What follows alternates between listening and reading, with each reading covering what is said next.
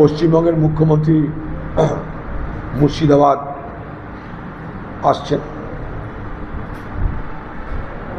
তার সরকারি কাজকর্ম দেখভাল করা, সরকারি কাজকর্মের উপরে নানা রকমের আলোচনা করতে আসছেন। তার আসা উচিত। মুর্শিদাবাদ জেলাটা পিছিয়ে পড়া জেলা। এই জেলা সম্পর্কে তিনি যথেষ্ট অবহিত বলে আমি বিশ্বাস করি, কারণ এই জেলার বিভিন্ন রাজনৈতিক দায়িত্বপ্রাপ্ত হয়ে তিনি বারবার এই জেলায় এসেছেন, এই জেলায় কাজকর্ম করেছেন।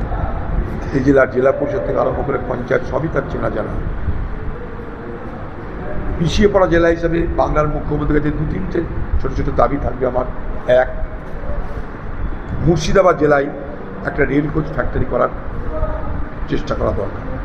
আমি যখন রেলমন্ত্রী ছিলাম তখন সরকারের দুটো দপ্তর, একটা steel authority of India limited, rail authority of India limited, rail এবং সেল দুজনকে একসঙ্গে করে মুর্শিদাবাদ জেলা একটা রেল কোচ ফ্যাক্টরি চেষ্টা শুরু করেছে।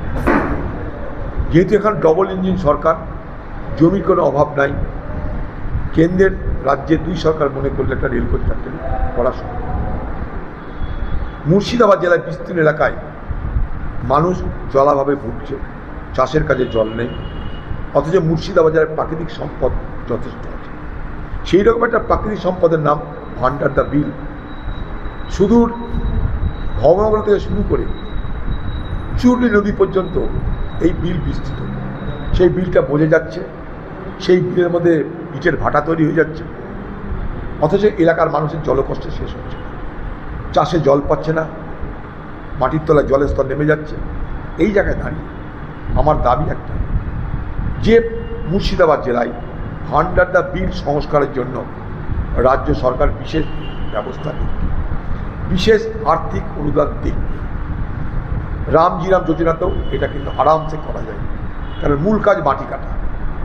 ভান্ডার দ্য বিল সংস্কার হয়ে গেলে ভূস্তরে যেমন জলের স্তর বাড়বে, কৃষি বেড়ে যাবে, মাছ চাষ বেড়ে যাবে এবং জলপথ পরিবহনের ব্যবস্থা শুরু হয়ে যাবে।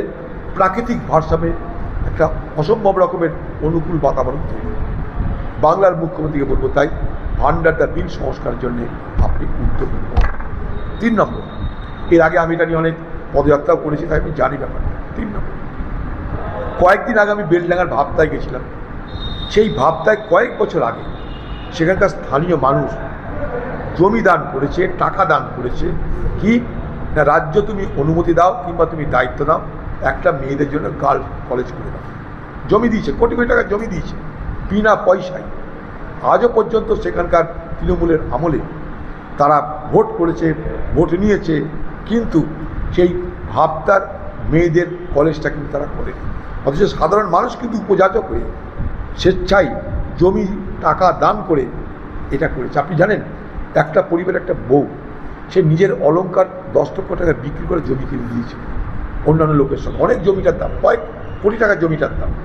তাই রাজ্যের মুখ্যমন্ত্রীকে বলবো, আপনি যখন আসছেন, ভাবটা থেকে আপনার অনুষ্ঠান যেখানে হবে সেটা বেশি দূর না। আপনি এই কথাটা ভেবে ভাবটা যাতে মেয়েদের গার্লস কলেজটা হয় তার জন্য সচেষ্ট হবেন, এটা আপনার কাছে আশা রাখছি। বেশি দাবি করছি না আমি। অনেক আমাদের সমস্যা আছে, পিছিয়ে পড়া জেলা আছে মুর্শিদাবাদের সমস্যা সেটা, কিন্তু এই মুহূর্তে সব আপনাকে একসঙ্গে বলতে চাইছি না। এই 3টে কমসে কম আপনি দায়িত্ব নিন। একটা হচ্ছে রেলের কোচ ফ্যাক্টরি, ভান্ডার দ্য বিল সংস্কার, আর ভাবতায় মহিলা কলেজ। তার সঙ্গে ভাঙন আছে, বন্যা আছে, সেগুলো আছে, অনেক দাবি আছে, সেগুলো পরে বলবো। প্রথম দিনই আপনাকে বেশি বিব্রত করব না, মাত্র 3টে দাবি আপনার কাছে করলাম বাংলার মুখ্যমন্ত্রী হিসাবে।